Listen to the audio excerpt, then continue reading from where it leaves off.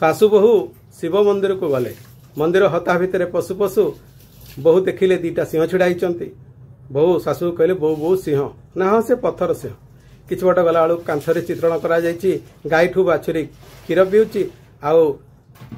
बहु कहले बहु बहु से पितल ढालटा दियो क्षीर टिके दुई दबा ना बोकीटा ना कौन तो बापा एमए पढ़े अथच एति कथा शिखैनी जे पत्थर गाई क्षीर दिएनी बोली आ तू कौन सारथी बाबा हो गलु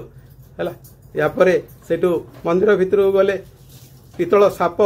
दुईटी रखा सेठू शाशु कहले बहु को कहले बहु ये मुंडिया मार ना कौन पे ये धातु मूर्ति टाक मुंडिया मारि